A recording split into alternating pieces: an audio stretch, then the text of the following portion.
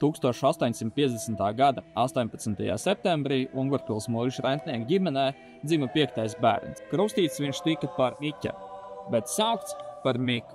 Taču mēs visi viņu daudz labāk pazīstam kā dzejnieku Ausekli. Un šī kleitiņa, tā ir vieta, kur ir sācies viņa stāsts.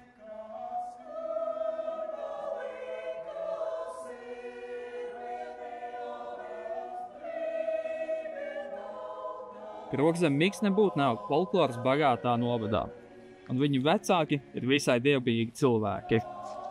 Bet baznīca, tautas dziesmas nopeļ un saustās par blēņu dziesmām. Visjaukākās tautas dziesmas šiem svētulīšiem tik riebīgas, ir kā pats velnu liels koks, tās būtu kalis savā sēra kalvē un velna māte izdomājusi viņu meldijas.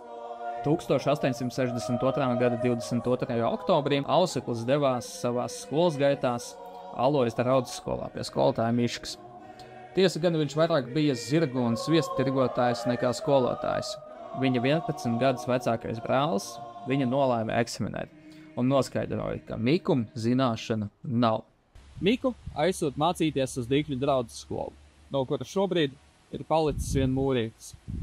Mācījās viņš pie skolotāja Šmita, kuram darba laikā visai labi patika lostot ir pulsvetiņu. Bet tomēr līmenis Dīkļu draudzes skolā bija visai augsts. Šeit pasniedza dabas zinības, ģeogrāfiju, vēsturi un visai spēcīgi bija arī vācu valoda. Vasarā viena klase veselu mēnesi mācījās tikai vācu valodā. Protams, tas nav Nekens. Tā, un tagad pa labu.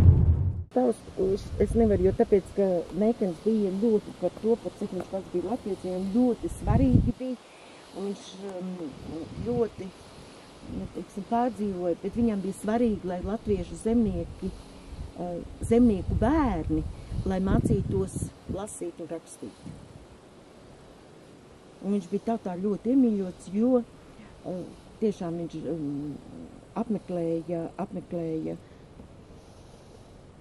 zemnieku sētas, skatījās, kā vecāki ir, teiksim, izpildījuši no 1 nedēļas, varbūt uz 2 nedēļām uzdoto un skatīties, un tad nevis, ka bērns nav izpildījis, bet druscietiņi savu, teiksim, rājiens tika vecākiem, ka vecāki nav skatījušies, lai bērni to, ka, teiksim, bērni noslogot varbūt darbiņos vai kā, ka viņi nav izdarījuši tos darbiņus, kas būtu tā kā nepieciešams.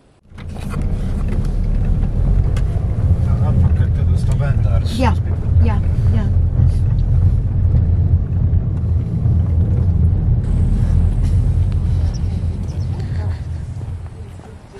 Tas ir šeit, ja? Nu, pēc būtības tas arī ir, varētu būt. Es vienkārši skatos ātri, kur pieminēt Dīkļi. Būcītas tas ir. Auseklis, jā, piemēram, laikraksts, ka viņa daudz. Tas, es nezinu, Sarmitē noteikti, es domāju, ka konversācijas vārnīca ir. Noteikti, jā. Ka te ir, varbūt ir, jo tas, šīs grāmatas, tas te man liekas, ka pat nav.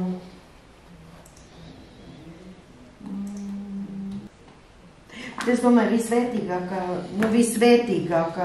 vajadzētu būt tas, kas ir pēc būtības Rīgai. Pasakot Rīgai. Mēs esam tendēti uz dziedāšanu, dejošanu, teātru spēlēšanu. Un bieži mēs palaižam garām. Ne tāpēc, ka varbūt nesaprast Ausekļa nozīmi, bet tas tanī laika ritumā ir bijis tik maziņš mirklis, ka viņš vienkārši... 1868. gads. Brālis Martiņš novērtēja, ka Mikam ir laba galva un laba balss. Un tāpēc ar viņa palīdzību Rokzem Miks nokļūst Ērgļu draudzes skolā.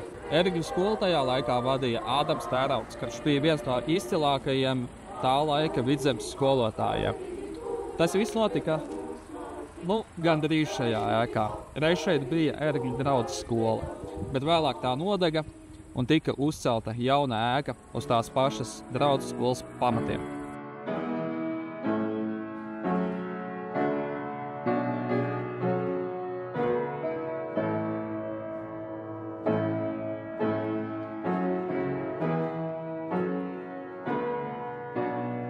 Dienā man sauc Viktorija Maļakova, esmu Valkas nepratīcības muzeja galvenā glabātāja. Šajā laikā no 1853. gada līdz 1890. gadam atradās Vidzemes draugu skolotāju seminārs. Semināra vadītājs bija Jānis Cimza. Jānis Cimza būtībā visu mūžu ir veltījis šādi Cimzas skolu semināram, kā mēs arī citreiz saucam semināru darbību. Un Jānis Cimzu mēs pazīstam saistībā ar kori, ar koru mūziku. Viņš ir harmonizējis latviešu tautas dziesmas. Un viens no audzēkņiem ir bijis arī Auseklis, jeb Miķels Kroczemis, bet būtībā šeit mācījās seminārā tikai zēni tajā laikā. Šie zēni bija apmēram 16-25 gadu veci. Semināra valoda bija vācu valoda oficiālā. Arī šī izglītība visa bija, arī atzīme sistēma bija visa tā kā arī Vācijā. Un tad šie puiši, zēni šeit, varētu teikt, ne tikai mācījās, bet arī dzīvoja, un katru dienu bija atgriezās mājās. Un tad arī šeit arī bija, tā kā bieži vien arī daudz semināris atcerās, ka Jānis Cimds nebija viņai tikai kā pedagogs, bet arī bija tēva vietā. Te gan ir jāieliek neliels iestarpinājums, jo patiesībā Valka bija mūsu pirmā pietura vieta. Un pirms tam mēs bijām palikuši mežā pārtnekšķot, lai no rīta varētu sākt mūsu garo braucienu. Un vienreiz mēs iefilmējām arī neliels savus pārtrums par to, kādu tad mēs šo braucienu saskatām, ko mēs sagaidām. Un tad te neliels komentārs arī no šīs filmas autora puses.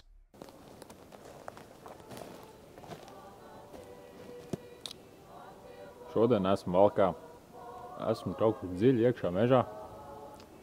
Bet rītdien solās liela diena.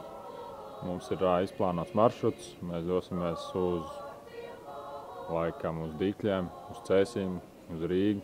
Tālāk virzīsimies ar Daugavas krastiem. Bet pagaidām esmu pozitīvs. Es dabūju gaļu, uzcipām desu un domāju, ka filma būs izdevusies. Rīt mums ir, cerams, būs ražīga diena. Darbīgā. Mums ir jāizpilda plāns. Tas būs interesanti. Iepazīsim jaunas ļaudis, iepazīsim vietas, izjutīsim jaunas emocijas. Mums jau ļoti patīk šī ideja piedalīties šeit un izbraukāsim mēs pa lielam visu Vidzemi. Apmeklēsim vietas, kur kādreiz ir uzturējies Auseklis, strādājis, darbojies, atpūties, dzīvojis. Vakars ir iesācies diezgan feini, nevar sūdzēties. Jāsagaida rīts, lai redzētu, kur mēs pašlaik atrodas. Es teikšu godīgi, es nezinu. Pirmoreiz braucu šādā braucienā, un principā es nezinu, ko sagaidīt. Tāpēc es domāju, šobrīd sanāk, es zinu, ko sagaidīt. Tas, ka mums ir mērķis, ko mēs darām, ko mēs braucam, iesim pa Ausekļu pēdām. Un jā, esmu gatava katram pavērsienam. Tātad, ko es sagaidu no šī brauciena? Ja godīgi, pats interesantākais man tā liekas, ka būtu runāt ar cilvēkiem. Vai viņi vispār zina, kas ir Auseklis dižgars, kas ir nācis no Alojas. Tas droši vien būtu interesantākais. Vai viņi vispār zina, ka tās ir pie viņiem dzīvojis. Ņemot vērā, ka es būšu arī viens no tiem, kas šo filmu liks kopā, tad, jā, tas rezultāts droši vien ir tas, ko es visvairāk gaidu, kas no tā viss sanāks. Jo pagaidām tā ir diezgan liela mistērija. Te redzu es meiteris Valku, kā vajadzīgs kā medus un piens. Es saku, ka šodien ir brīnišķīgs laiks, un smaids tavas lopām tai parādās maigs. Ak, meitene maiņa, skaista kā paļiņa, kādreiz šai vilcienā leps tikties mums. Ak, meitene maiņa, skaista kā paļiņa, kādreiz šai vilcienā leps tikties mums. Sveicināti, man sauc Vents Armāns Krauklis, un es esmu Valkas novada domas priekšsēdētājs. Bet šodien mēs parunāsim par Ausekli vai Krogzemju Miklu, kurš savus skaistākos gadus pavadīja Valkā. Nu, pāris kilometrus no šejienes, Jāņa Cims vadītajā skolotājas seminārā, bet tajā laikā šis bija smilšains laukums, un tas saucās Lugažu laukums. Te notika dažādas armijas parādes, un puikas spēlēja futbolu. Es nezinu, vai Krozgam Mikum tas futbols interesē vai nē, bet katrā ziņā garām viņš noteikti gāja. Jo tās atmiņas ir tādas, ka Cimze ļāva audzēkņiem doties uz Valku, jo tā brīža Valka sākās nedaudz tālāk, šī bija Lugažu priekšpilsēta, un tā laika Valka faktiski šodien ir Igaunijā. Un tur tie audzēkņi spēlēja teātri, viņi drīkstēja brīvdienās izdzert arī vienu kudelauzi. Un tajā laikā Valkā bija daudz kudelēti.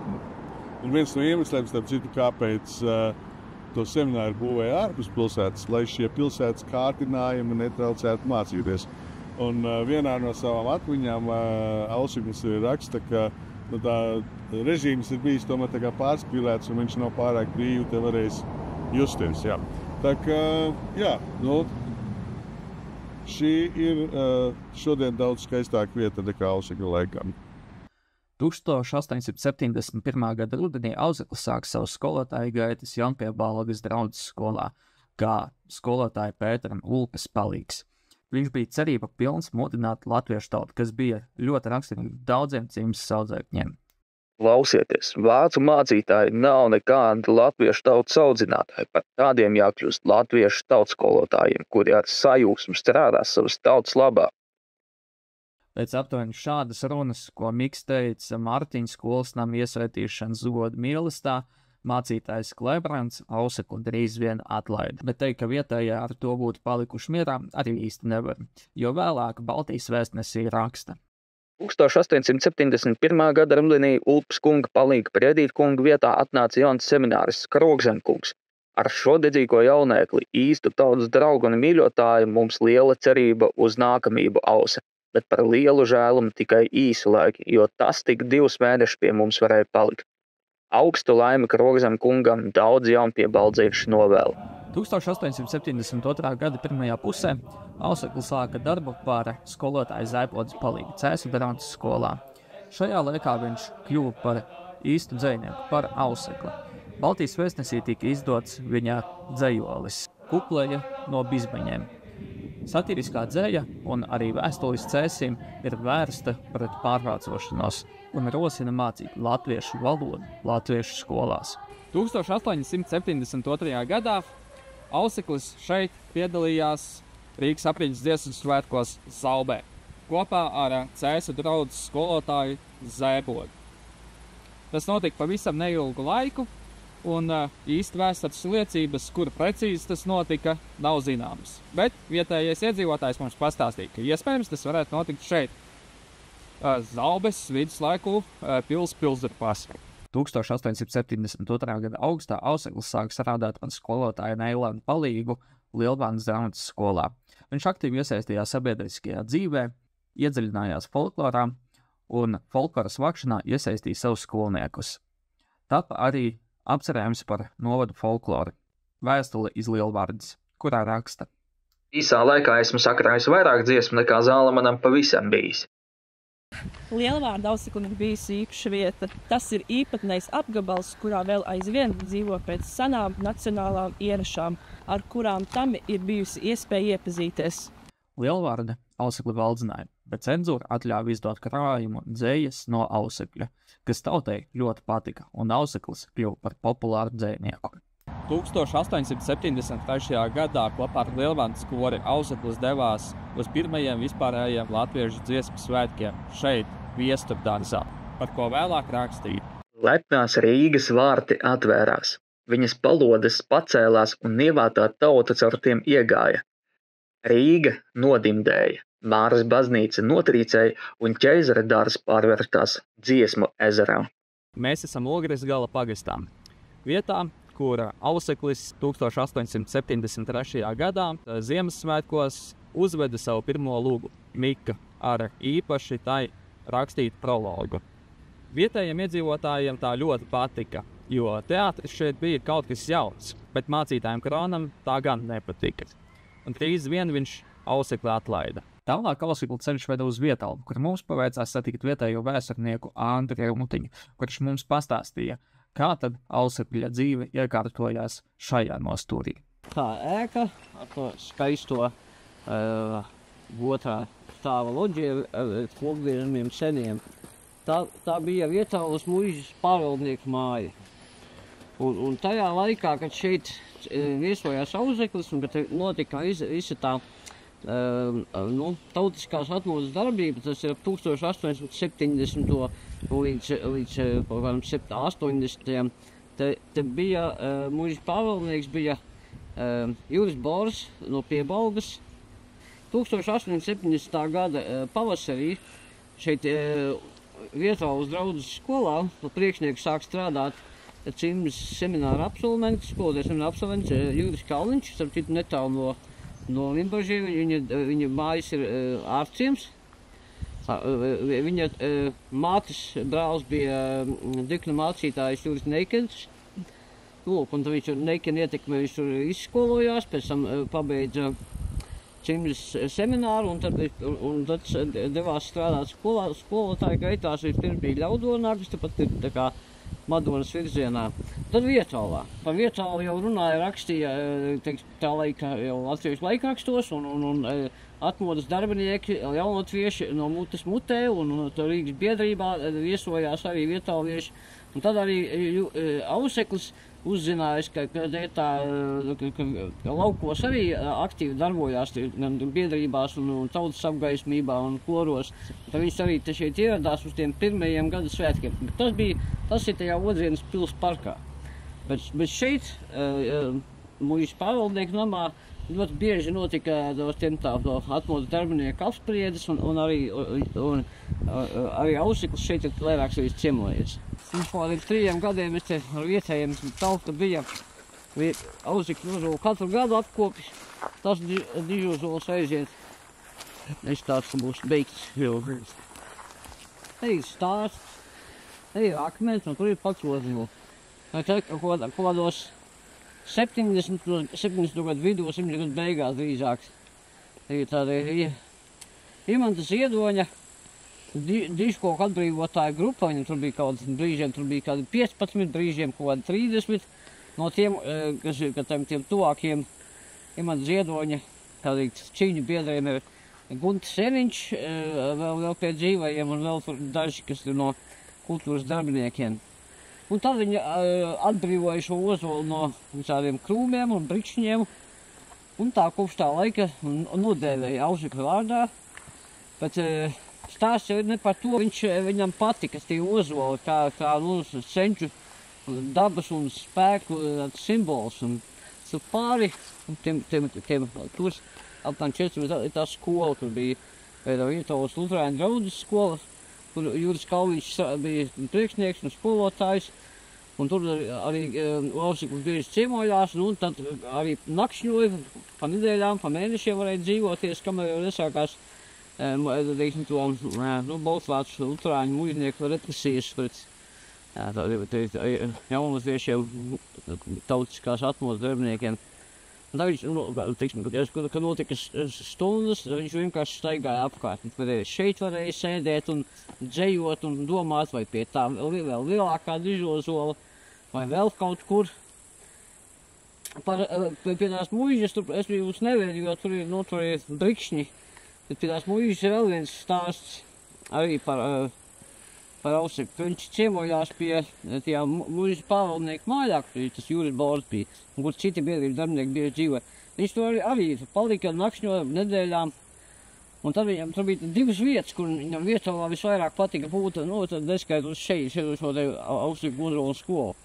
Tad bija, aiz muižas bija tāds pagrabs, speciāli izbūvēts, bet nevis priekš dārziņiem, bet lai viens no senākiem Vietalvas muižas īpašniekiem, tas barons Sternstrāls, lai viņam būtu, viņam ļoti karsts, viņš bija ļoti nepanesa karstumu.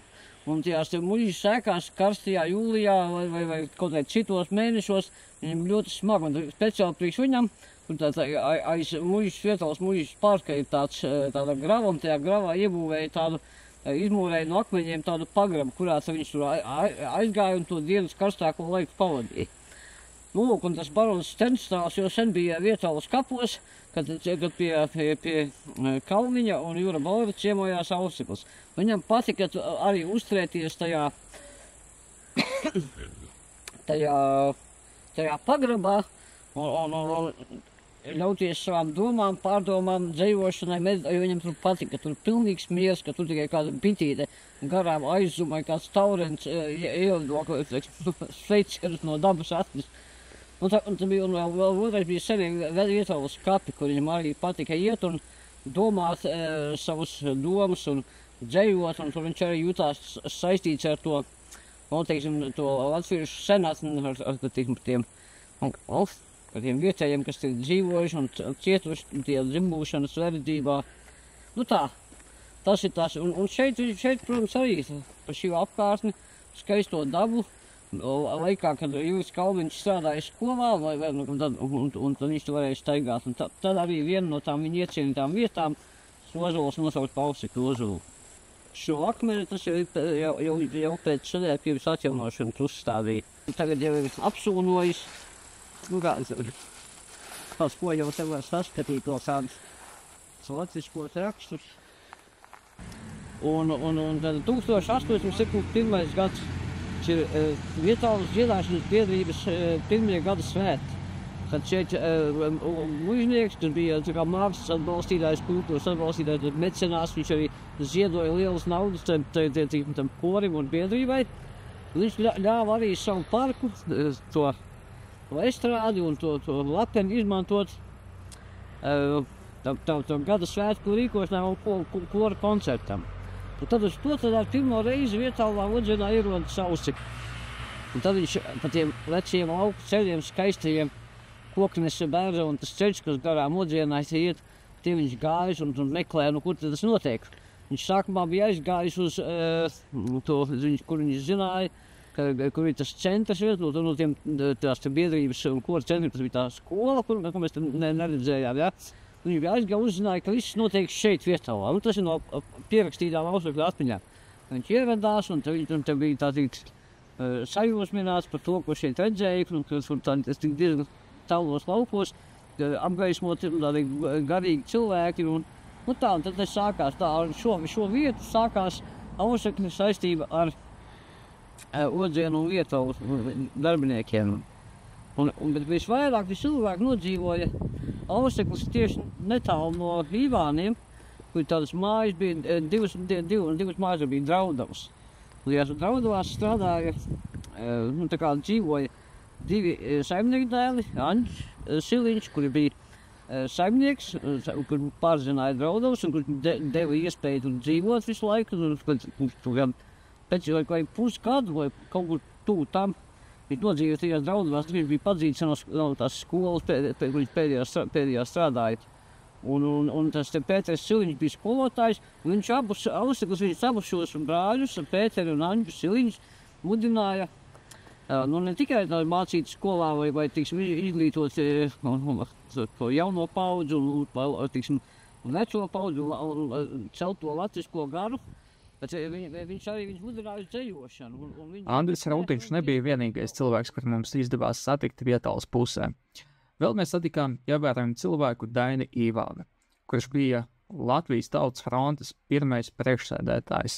Šeit neliela daļa arī viņa stāstu par Ausekli. Viņš draudzējās ar Juri Kalniņu Krākofi, Vietālas diriģentu un skolotāju. Vietālā viņš ir arī dzīvojis kaut kādu laiku, kurš kā Andris Rūtiņš varētu parādīt. Vietālā ir arī tāds pagrabiņš, kur muižs tāds pagrabs. Šobrīd viņš pussabrūdis, kur viņš vasaras karstumā sēdējis un rakstījis dzējas. Un tad ir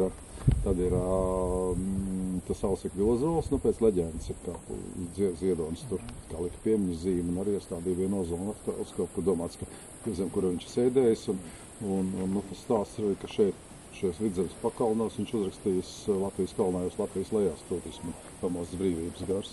Viņš šīs te ainavas ir viss iedvesmojušas. Nu jā, protams, arī pirmie dziedāšanas svētkiem tas arī ir saistīts, jo faktiski tas ir vietālieši tie, kas vismaz nāk klajā latviešu biedrībā ar to ideju, ka ir vajadzīgi latviešiem viena kopīga vispārīga dziedāšanas svētki, kas notiek 73. gadā, kad arī Auseklis nevis to zina, pēc Varēdošu Zandera stāstu par nogrimušo pili, arī sacer to pat šo dzejolu Gaismas pils, kuru vēlāk tiek komponēti un filmu ar tādu dziesmu. Un tad ir Ausekļa biogrāfijās jau tas ir tie stāsti par viņu to atraidīto mīlestību, ko viņš te Vietavā bija saticis, un viņa to meiteni apprecējās ar citu. Nu jā, tas ir pamatā 77. gads pēc dziedāšanas svētkiem, ka viņš to slēpdamies no žandarmiem dzīvoja šajās vietās. Tālāk ceļš Ausekla veda uz Pēterpili. Diemžēl laiki ir mainījušies, un šo vietu mēs nevarēsim sasniegt, bet tas bija izdevies Alojas jautājumu korim Ale, kad tas vēl bija iespējams.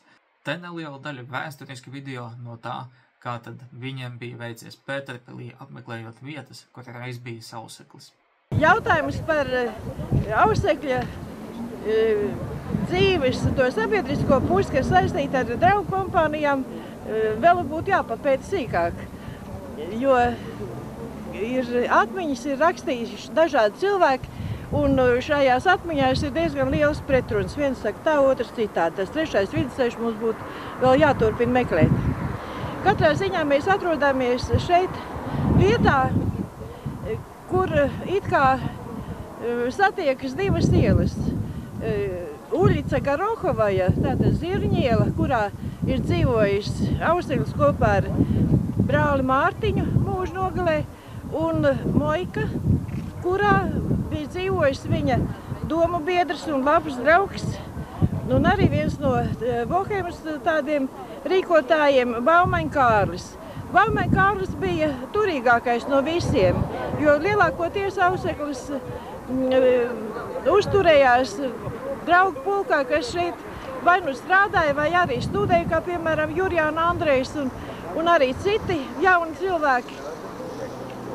Bet Baumaņa Kārlis bija jau vecāks par viņiem, ieņēma labi algotu vietu, un viņam mājās arī vienmēr bija pietaupīts priekš draugiem kāds grozs ar auspudelēm. Un tā kā tad, kad dzīvoja brāļi Krogzem Garohovaja ielā, tad Mārtiņš nebija gribējis, ka Baumaņa Kārlis nāk pie viņiem ciemos, uzskatīdams, kad Baumaņa Kārlis pavadina uz neceļiem viņa brāli Miku. Un savukārt Mikus tad bieži gāja pie Baumaņa Kārļa uz Mojkas ielas dzīvokli. Marija godinās pie Marijas teātra. Marija, Marija, Marija,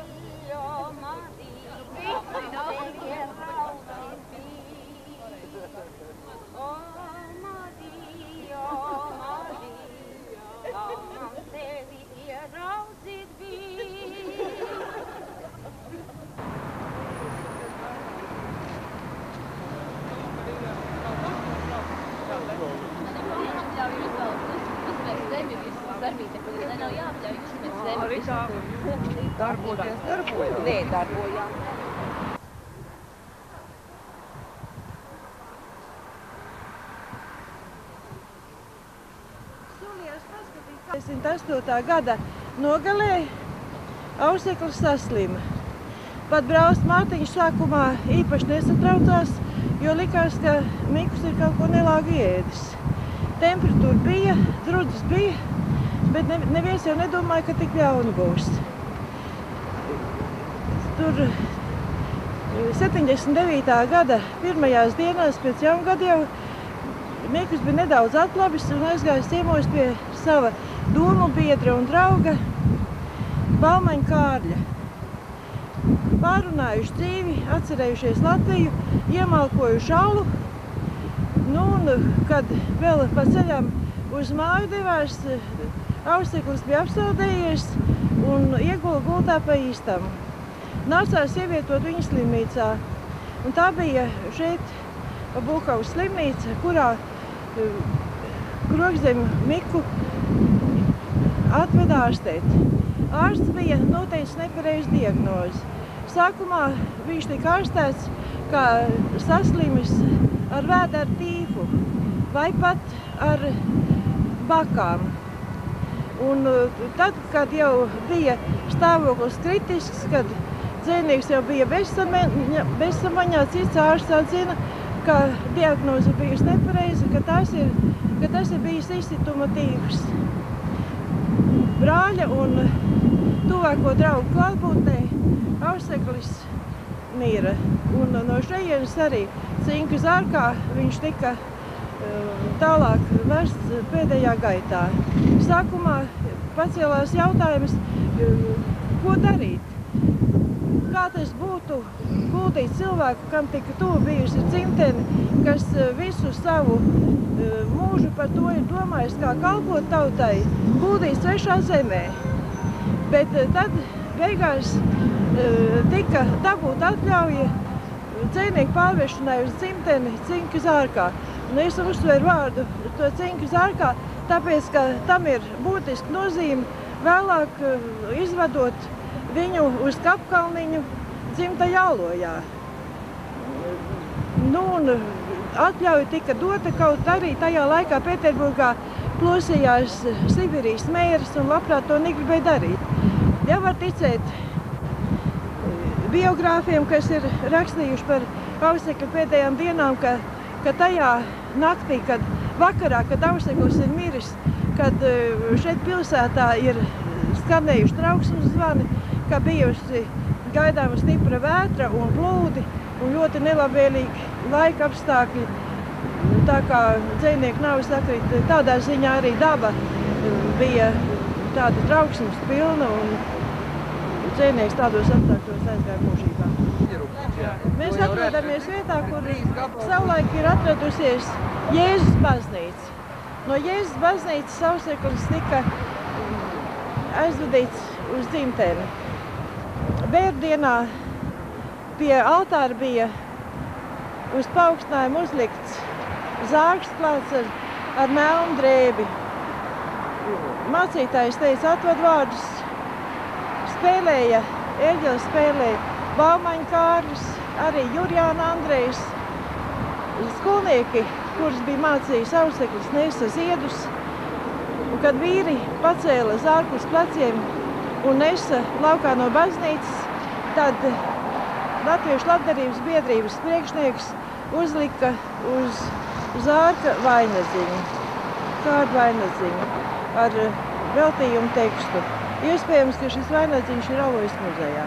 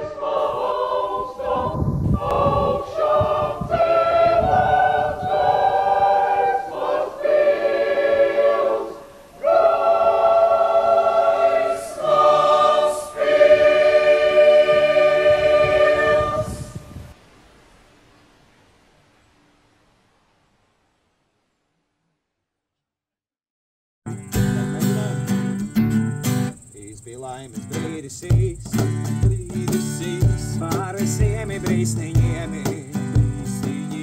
bet tai brīdī itin viss, mūsu mīlīs debešiem, kam lai tagad noskumīs, taisnojos es zinādāmies, cik laimes brīdis īs, pār visiem brīsniņiem,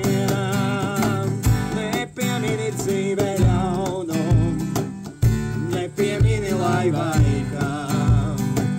satiksimies mēs no jauna, pēc 100 gadiem piebaldā, kas to zin, cik dienu nakšu, paies vēl, bet laivā, reizes atkal tevi zakšu, pēc 100 gadiem piebaldā.